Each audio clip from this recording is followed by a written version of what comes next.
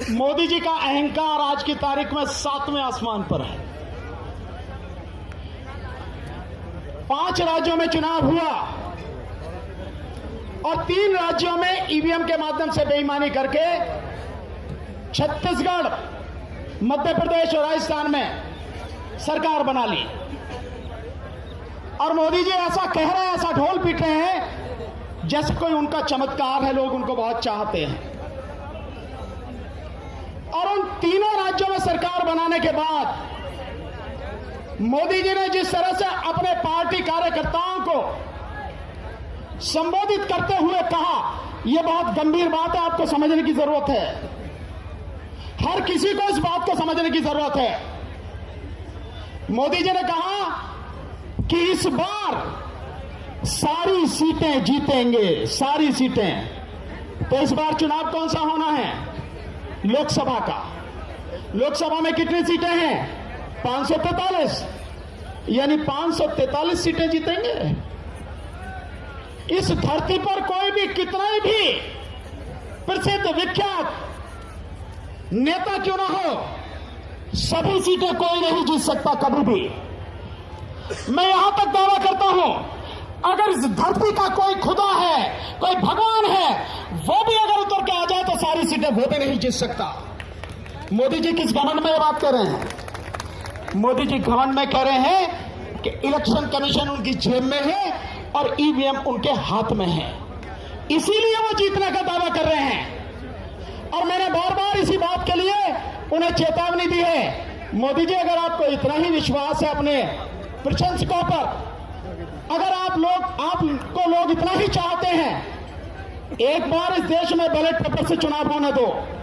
Ballot paper से 2024 का चुनाव बैलेट पेपर से होने दो। आप अपनी भी सीट अगर जीत के आ जाओ तो बताना, बीजेपी 40 से ज्यादा सीट जीत नहीं पाएगी। ये स्थिति आज की तारीख में है। 3% से ज्यादा लोग आज की तारीख में मोदी जी को नहीं चाहते। यह स्थिति है हकीकत। इसलिए हम कह रहे हैं कि मोदी जी, वाकई में आप में दम है तो, वाकई में उस देश की जनता आपको चाहती है तो ये चोरी छोड़ो और बैलेट पेपर से मैदान में आ जाओ और फिर जीत के प्रधानमंत्री बनकर दिखाओ तो जानेंगे आपको। लेकिन वो चैलेंज करने की हिम्मत नहीं है। और ये हिम्मत इसलिए भी नहीं है कि कल हम लोग केवल जो इलेक्शन कमीशन को मिलने के लिए जा रहे थे, हम लोगों को 20 कदम चलने दिया गया और गिरफ्तार कर लिया गया। और हमने क्या कहा था? हमने कहा था कि 50 ईवीएम हमें दे दो, 50 बैलेट यूनिट, 50 कंट्रोलिंग यूनिट और 50 वीवीपैट।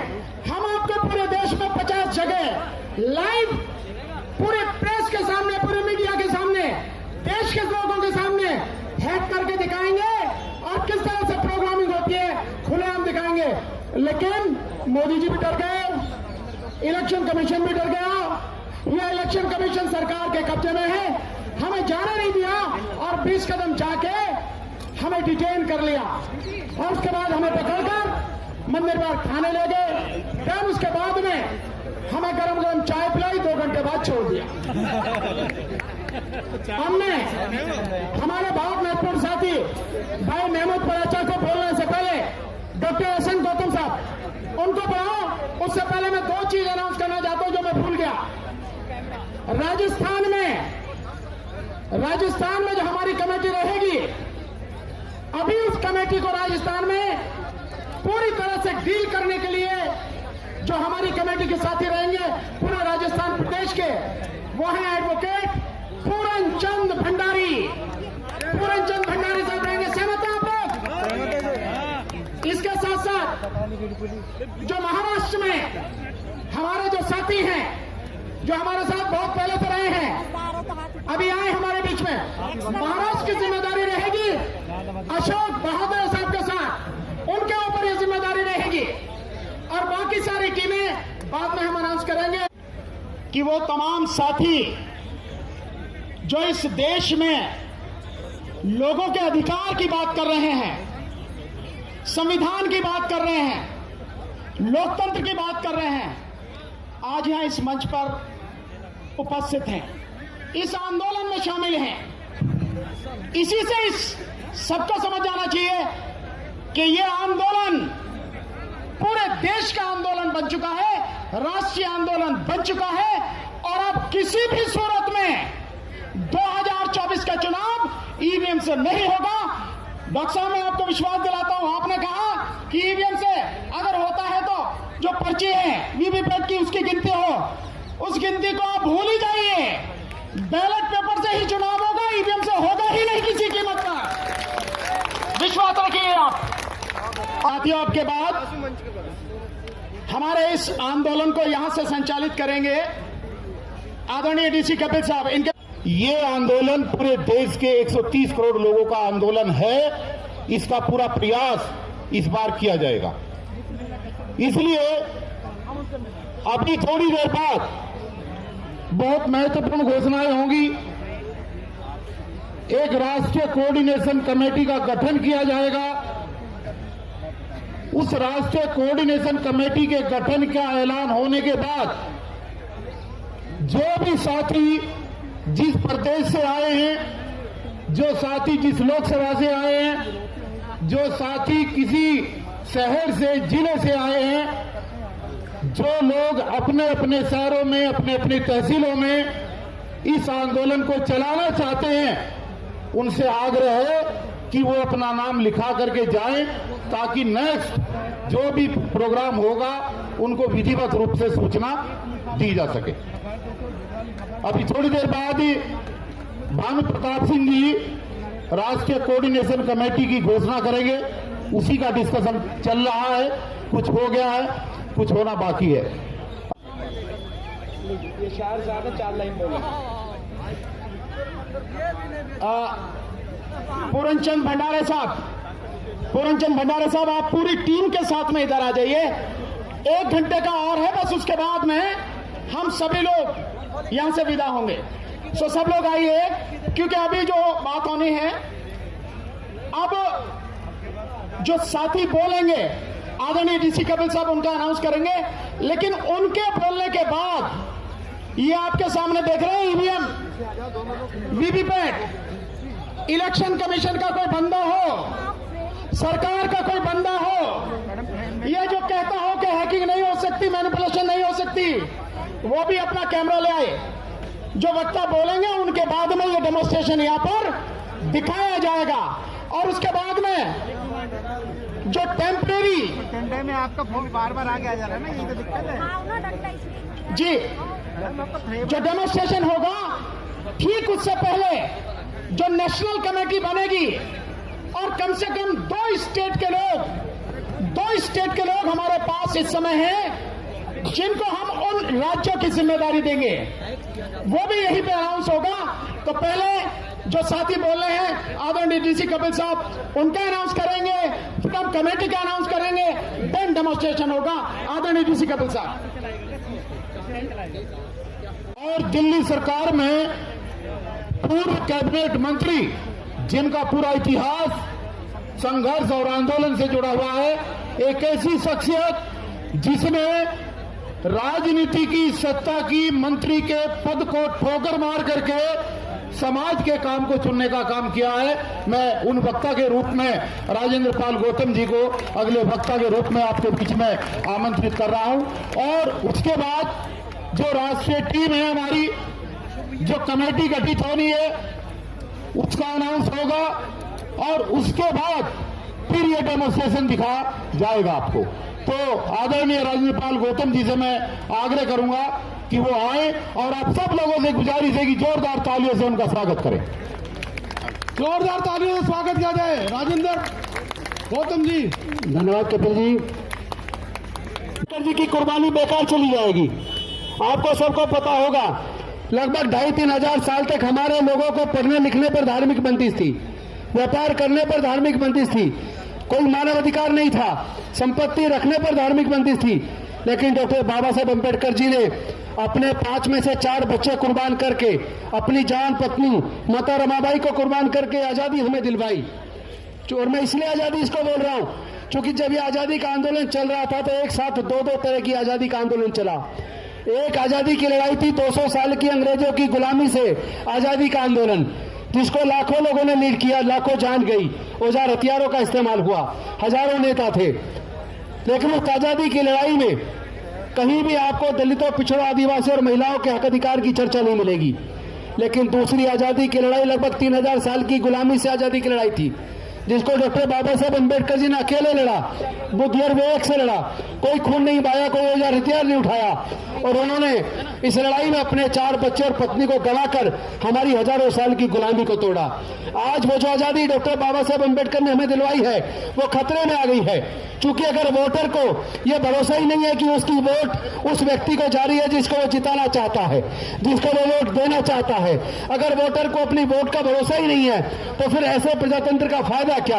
वास्तव में देखा जाए तो प्रजातंत्र बचा नहीं है, क्योंकि जो केंद्र में सरकार है, जो वादे करके वो सत्ता में आई थी, उनमें से एक वादा उन्होंने पूरा नहीं किया।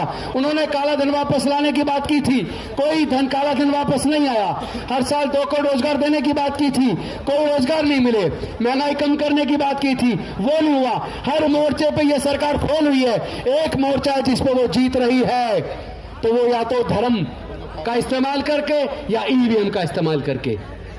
तो जब धर्म का इस्तेमाल करने से, ईवीएम का इस्तेमाल करने से वो फिर से सरकार बना जाते हैं, तो फिर वो कोई जो वादे अपने करते हैं उसको पूरा नहीं करेंगे, क्योंकि जनता को उन्होंने पूरी तरह भ्रमित कर दिया है। और जो पार्टियां इस आंदोलन में ईवीएम हटाओ देश बचाओ, ईवीएम हटाओ बैलेट वापस लाओ, ईवीएम हटाओ संविधान बचाओ, जो पॉलिटिकल पार्टी या सामाजिक संगठन इस आंदोलन में शरीक नहीं होना चाहते, तो हम मानते वो मनुवादियों के साथ हैं। वो लोग लोकतंत्र के खिलाफ हैं, वो लोग प्रजातंत्र के खिलाफ हैं, वो लोग स्वतंत्रता के खिलाफ हैं, वो लोग देश के संविधान के खिलाफ हैं, वो लोग देश के लोगों की आजादी के खिलाफ हैं। आज देश के लोगों की आजादी खतरे में है।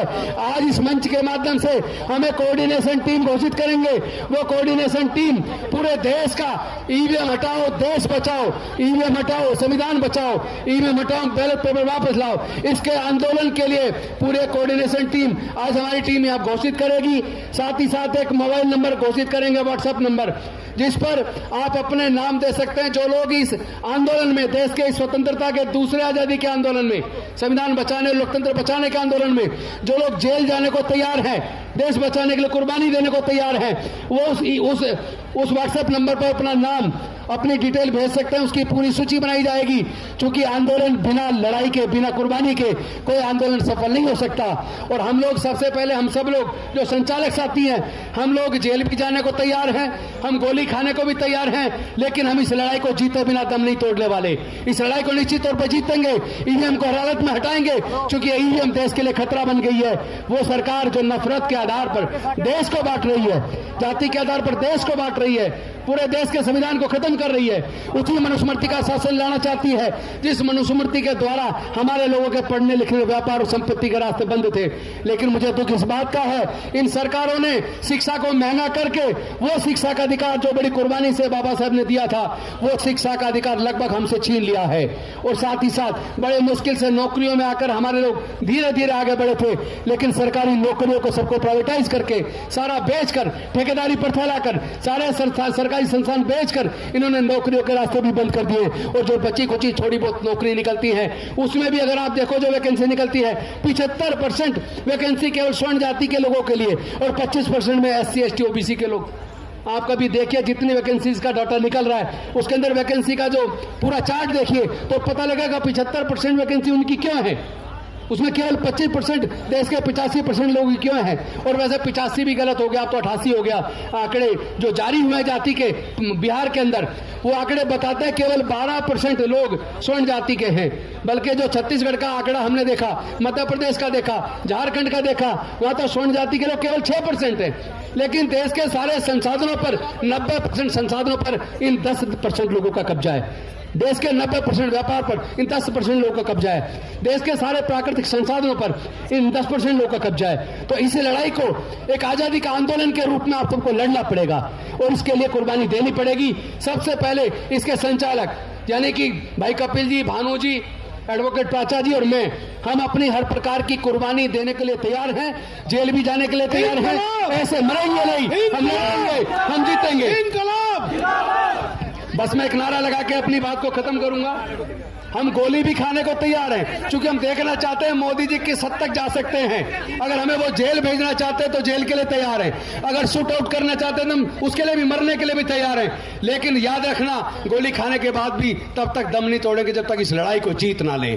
इस लड़ाई को हम जीतेंगे, कि हम लड़ेंगे, हम जीतेंगे। ईवीएम हटाओ, ईवीएम हटाओ, ईवीएम हटाओ, ईवीएम हटाओ, अब बोलेंगे बैलेट वापस लाओ, ईवीएम हटाओ, बैलेट वापस लाओ, ईवीएम हटाओ, बैलेट वापस लाओ, ईवीएम हटाओ, बैलेट वापस लाओ। अब बोलेंगे संविधान बचाओ, ईवीएम हटाओ, संविधान बचाओ, ईवीएम हटाओ, संविधान बचाओ, ईवीएम हटाओ, संविधान बचाओ। अब आप कुछ देर में देखेंगे, जैसे कुछ दिन पहले आपने सोशल मीडिया पे देखा होगा कि वोट कहीं दी जा रही है और उसके अंदर पिक्चर में भी दिख रही है कि सही जगह गई है, लेकिन जब वो डब्बा खोला जाता है तो पर्ची किसी और की निकलती है। तो फिर भरोसा कैसे करें इस ईवीएम पर? और जो सरकार ईवीएम से चुनी जाएगी तो उस पर सरकार पे भी हम कैसे भरोसा करें? इसीलिए ये सरकार तानाशाह हो गई है, इसीलिए सरकार जनता की कदर नहीं कर रही है, उत्पीड़न कर रही है और पूरे देश के लिए खतरा बन गया है। इसलिए देश को बचाने का आंदोलन निश्चित तौर पर हम जीतेंगे। इन्हीं शब्दों के साथ मैं अपनी वाणी को विराम देता हूं। बहुत जल्द आपके सामने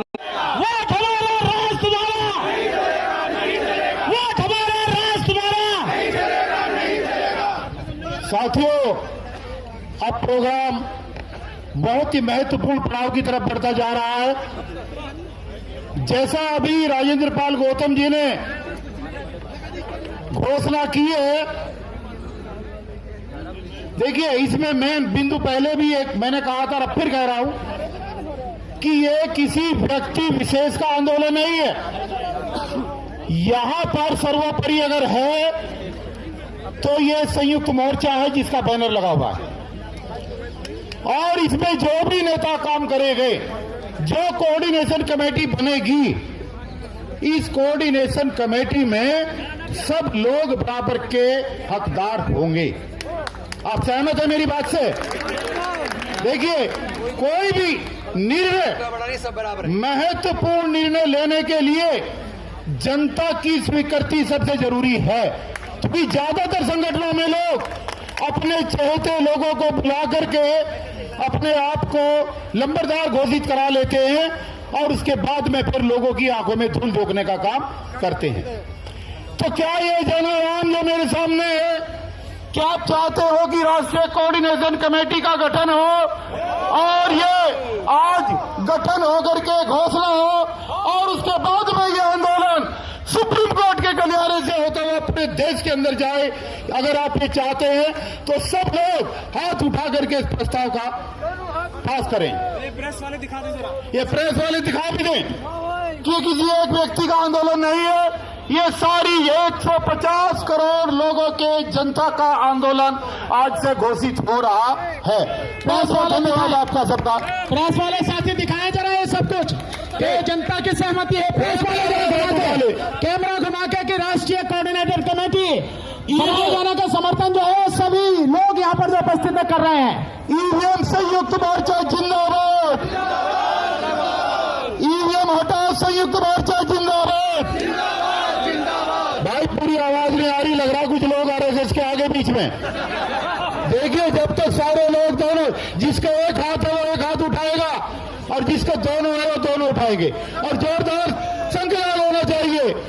ईवीएम हटाओ संयुक्त मोर्चा जिंदाबाद, जिंदाबाद, जिंदाबाद। ईवीएम हटाओ संयुक्त मोर्चा जिंदाबाद, जिंदाबाद, जिंदाबाद। ईवीएम हटाओ संयुक्त मोर्चा जिंदाबाद, जिंदाबाद, जिंदाबाद। एक एक साथी जिंदाबाद, जिंदाबाद, जिंदाबाद। एक एक नागरिक जिंदाबाद, जिंदाबाद, जिंदाबाद। एक एक बहन जिंदाबाद, जिंदाबाद, जिंदाबाद। एक एक भाई जिंदाबाद, जिंदाबाद, जिंदाबाद। पेपर जिंदाबाद, बैलेट पेपर जिंदाबाद, जिंदाबाद, जिंदाबाद। बैलेट पेपर जिंदाबाद, जिंदाबाद, जिंदाबाद। ईवीएम मुर्दाबाद, मुर्दाबाद, मुर्दाबाद। ईवीएम मुर्दाबाद, मुर्दाबाद, मुर्दाबाद। आप लोगों ने इजाजत दी है, इसलिए मैं आदर और सम्मान के योग्य 30 मई 2019 से इसी जंतर मंतर पर हमने इस ईवीएम को हटाने का आंदोलन शुरू किया था।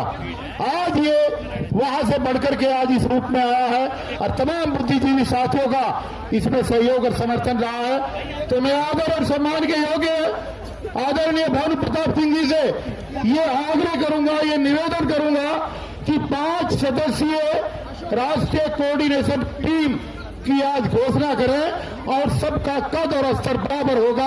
हम सब लोग उसके बाद में प्रदेश स्तर पर, जिला स्तर पर, तहसील स्तर पर, लोकसभा स्तर पर अलग अलग टीम की फिर घोषणा करेंगे। 1 महीने के अंदर पूरा काम हो जाएगा। और जैसे राजेंद्र पाल गौतम जी ने कहा कि आने वाले समय में ये 1 महीने के आंदोलन ये देश की आजादी का दूसरा आंदोलन बनेगा। ये आप लोगों से हमारा आश्वासन है। तो मैं भानु प्रताप जी को बुलवाने से पहले आप लोगों से कहूंगा कि जोरदार तालियों से भानु प्रताप जी का आप स्वागत करें।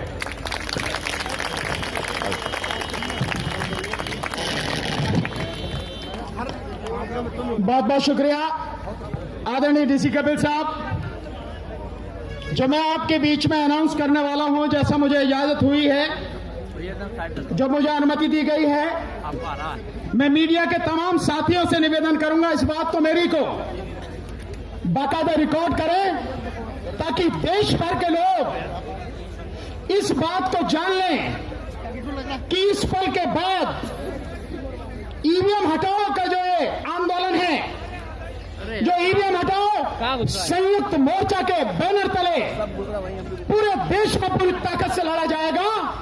और तब तक लड़ा जाएगा जब तक ईवीएम को जड़ से उखाड़कर फेंक नहीं दिया जाएगा। वो कमेटी और वो प्रोग्राम जो आगे होने वाले हैं, वो सारे मैं आपके सामने अनाउंस कर रहा हूं। जो ईवीएम कमेटी बनेगी, ये नेशनल लेवल पर कमेटी, अभी ये टेम्परेरी है, ये केवल टेम्परेरी है 6 लोगों की। इस कमेटी में हर राज्य से व्यक्ति लिया जाएगा। कोई भी राज्य, कोई भी केंद्र शासित प्रदेश ऐसा नहीं होगा जिसका रिप्रेजेंटेशन इस कमेटी में हो नहीं, जो राष्ट्रीय कमेटी बनेगी। और हर समाज के व्यक्ति का, हर जो इस तरह के जितने भी तबके हैं, सभी का रिप्रेजेंटेशन इसमें हो। पूरी ईमानदारी से इसकी भी कोशिश की जाएगी साथियों। और इसके साथ साथ जो राज्यों की कमेटियां बनेंगी, उन राज्यों की कमेटी की भी कम से कम 2 राज्यों की कमेटी, जिनके एक साथी की घोषणा आज हम अभी करेंगे। और उसके बाद में जो बाकी राज्य हैं, उनकी जो कमेटी बनेगी, आज के बाद साथियों से हम नाम वगैरह लेके जो भी करना चाहेगा, साथ देना चाहेगा, जो लड़ने मरने गोली खाने के लिए तैयार है, जेल जाने के लिए तैयार है, उनके सबके नाम लेके हम बहुत जल्दी उनको भी अनाउंस करेंगे। और इसके साथ जो लोकसभा, देश में 543 लोकसभा हैं, हर लोकसभा पर जो लोकसभा का मुख्यालय है, वहां पर भी कमेटी बनेगी। तो जो साथी लोकसभा पर उस कमेटी में शामिल होना चाहे, काम करना चाहे पूरी लोकसभा में, पूरे देश में जो भी है, वो हमें नाम दें। और इसके अलावा इस देश में 710 से ज्यादा जो जिले हैं, उन जिलों पर भी कमेटी बनेगी। तो जो जिलों पर काम करना चाहते हैं, उन साथियों से भी निवेदन है कि वो भी अपना नाम हमें दें। और इन सबको नाम देने के लिए मैं एक नंबर अनाउंस कर रहा हूं, व्हाट्सएप नंबर मेरा ही नंबर है, हमारे साथियों का है, लेकिन क्योंकि मेरा नंबर सब लोग जान रहे हैं, वो नंबर दोबारा से अनाउंस करता हूं।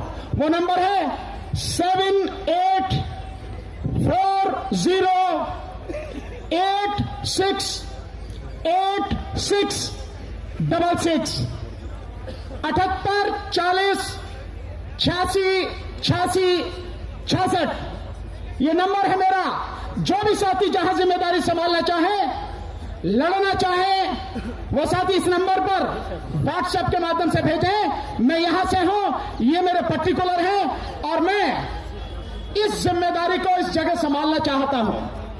अब मैं आपको अनाउंस करना चाहता हूं जो वो कमेटी है।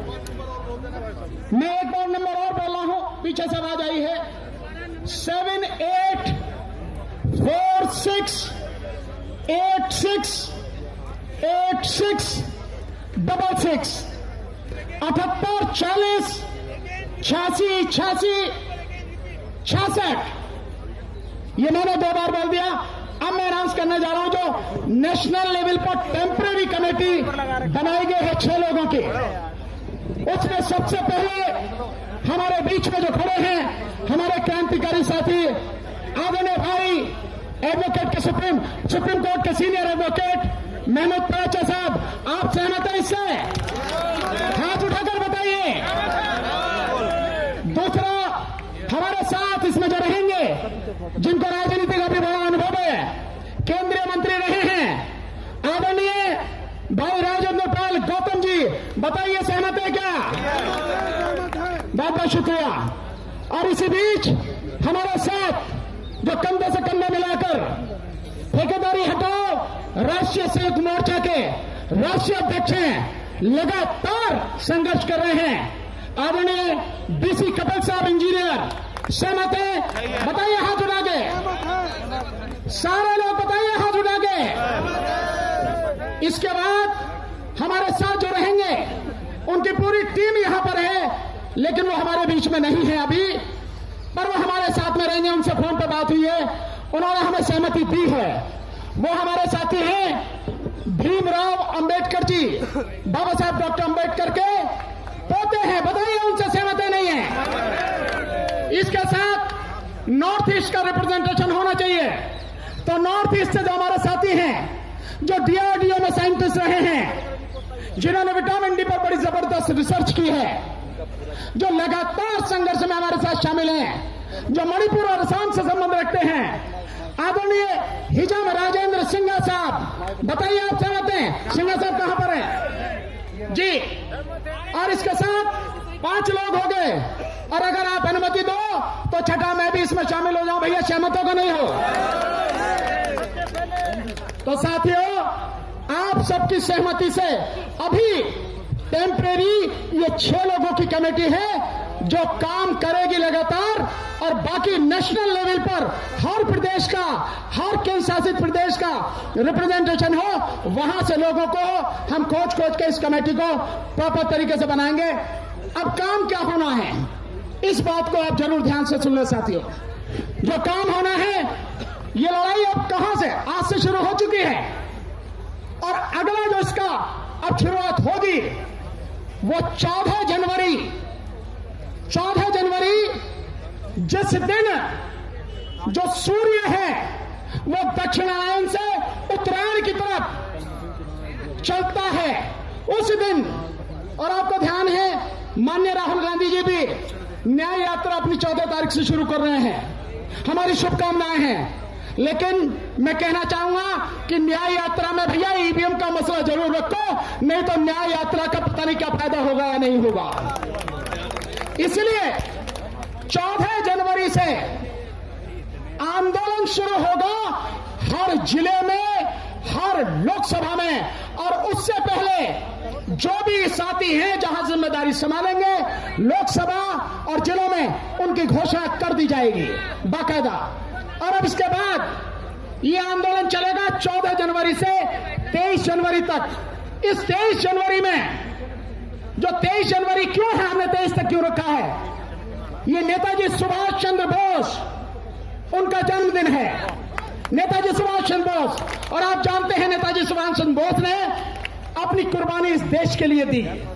इतना निर्भीक निडर व्यक्ति इस देश की ही पैदाइश है।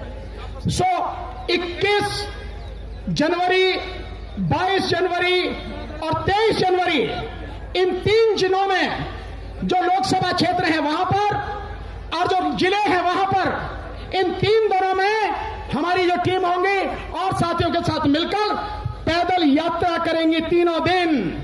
और ये यात्रा हमारी 23 जनवरी को नेताजी सुभाष चंद्र बोस जी के जन्मदिन पर खत्म होगी। और इसके बाद जो प्रोग्राम होगा वो होगा 30 जनवरी, महात्मा गांधी जी का पुण्यतिथि।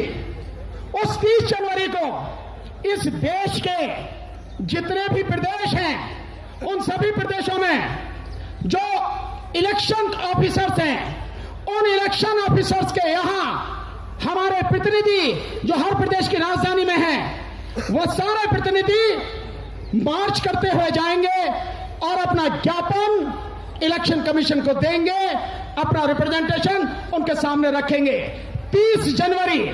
और दिल्ली में हम सब लोग, हमारे सारे साथी जो दिल्ली में हैं, वो सारे के सारे लोग यहां इलेक्शन कमीशन ऑफ इंडिया पर यहां मार्च करते हुए जाएंगे और उनको बाकायदा हम अपनी तरफ से, हमारा डेलीगेशन जाएगा, उनको हम अपना ज्ञापन देंगे।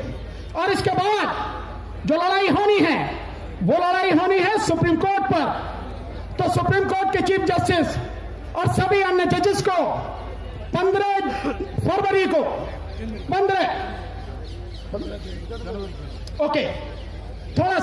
15 जनवरी को हम सारे दिल्ली के साथी, सारे एडवोकेट मिलके इसी 15 जनवरी को सुप्रीम कोर्ट के सामने जाएंगे और जो ऑनरेबल चीफ जस्टिस साहब हैं, जो और जजेस हैं, उनको हम अपना रिप्रेजेंटेशन देंगे, उनसे रिक्वेस्ट करेंगे कि इस ईवीएम को, इस प्रणाली को, इसकी तकनीक को आप भी नहीं जानते।